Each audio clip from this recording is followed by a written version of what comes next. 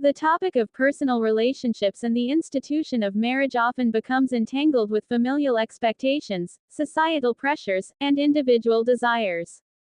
When someone feels that they are being forced not to marry a particular person, in this case, Shama, it can lead to an emotional turmoil that requires careful examination.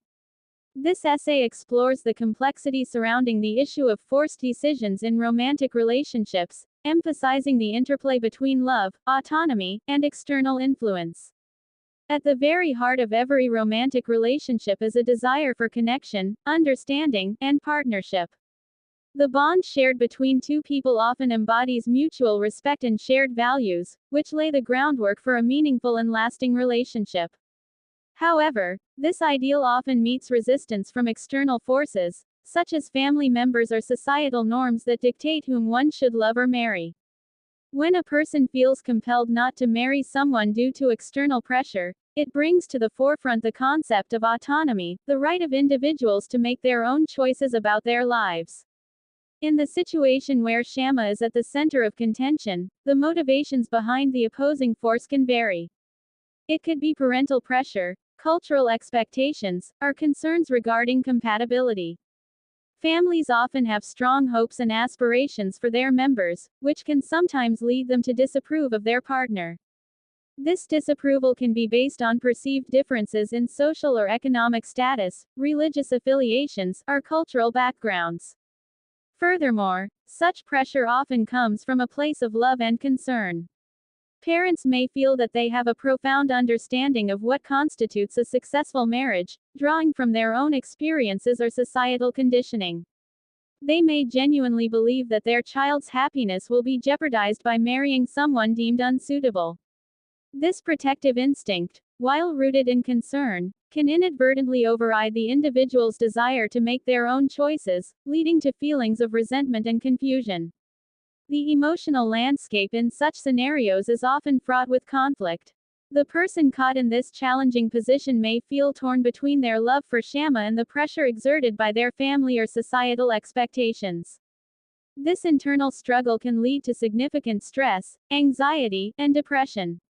The pressure to conform to expectations can diminish an individual's sense of self and autonomy, raising profound questions about identity and personal agency. Moreover, the role of communication in navigating these challenges cannot be understated. Open discussions within families about feelings and perceptions can create an environment that fosters understanding instead of conflict.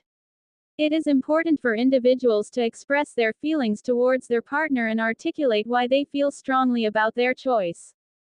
Conversely, families also need a platform to voice their concerns without making the individual feel invalidated or coerced. Establishing a dialogue where both parties feel heard can sometimes bridge the gap of misunderstanding. An essential aspect of this discussion pertains to the concept of love itself.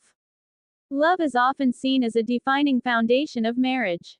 If a person feels truly connected to Shama and believes that their bond is substantial, their passion may provide them the strength to address familial concerns or push back against societal pressure. This perspective accentuates the importance of personal agency. Love should be encouraged to flourish based on mutual consent and genuine affection rather than the constraints imposed by external forces. However, the path towards autonomy can be fraught with difficulties and requires resilience. Far too often, individuals yield to familial pressure, believing that compliance is a form of love or gratitude. Yet, this compliance often leads to feelings of regret. In a world that often demands a facade of normalcy, many individuals find themselves trapped in a cycle of pretending that everything is okay when, in truth, it is far from it. The act of masking one's true feelings can be exhausting, leading to emotional fatigue and a profound sense of disconnection from oneself and others. The statement, "I am tired of pretending that everything is okay," resonates deeply in a society that values strength and resilience over vulnerability. This essay explores the reasons behind this pretense, its impact on mental health, and the importance of authenticity in our lives. To begin with, societal expectations play a pivotal role in creating the need for pretense. From a young age, individuals are often conditioned to conform to certain norms that dictate how one should feel, act, and present themselves to the world. Phrases like, just put on a smile, or, tough it out, reinforce the idea that expressing discomfort or sadness is a weakness. This cultural conditioning stifles authentic emotional expression, leading individuals to don a mask of happiness and composure, even when they are struggling internally. The discrepancy between one's internal feelings and external presentations can create a profound sense of isolation, as individuals may fear judgment or rejection if they reveal their true selves. Moreover, the advent of social media has exacerbated this phenomenon. In an age where curated images and highlight reels dominate our feeds, many people feel pressured to project an idealized version of their lives. The relentless comparison to others' seemingly perfect lives can lead to feelings of inadequacy and the perpetuation of a false narrative. The need for validation through likes and comments often encourages individuals to maintain a facade of happiness, even when it masks deeper issues. This pressure can be incredibly taxing, leading to emotional burnout and a growing sense of fatigue as one struggles to keep up appearances. The toll of pretending takes a heavy psychological burden. Constantly wearing a mask can lead to a multitude of emotional difficulties, including anxiety, depression, and feelings of worthlessness. The energetic exertion required to maintain a facade can drain one's emotional resources, leaving individuals feeling exhausted and detached from their true selves.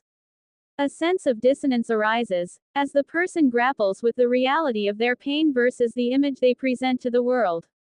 Over time, this internal conflict can lead to a diminished sense of self-worth and an inability to connect genuinely with others. The long-term consequences of pretending can also manifest in relationships. When individuals are not authentic, they prevent true connection and intimacy from forming.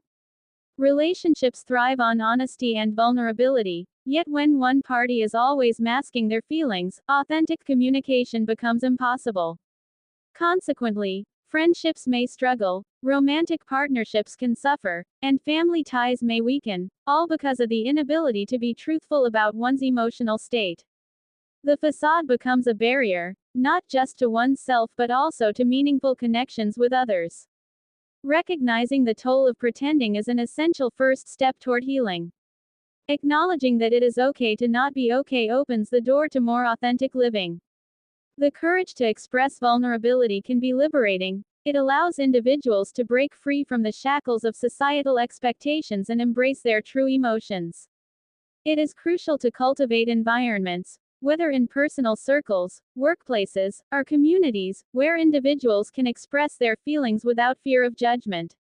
Therapy, support groups, and open conversations about mental health can create safe spaces for individuals to be authentic and seek help for their struggles.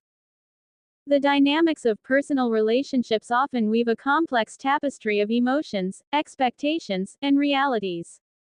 Sheikh Hamdan, a prominent figure in Dubai, embodies both the public persona of a royal and the private life of a husband.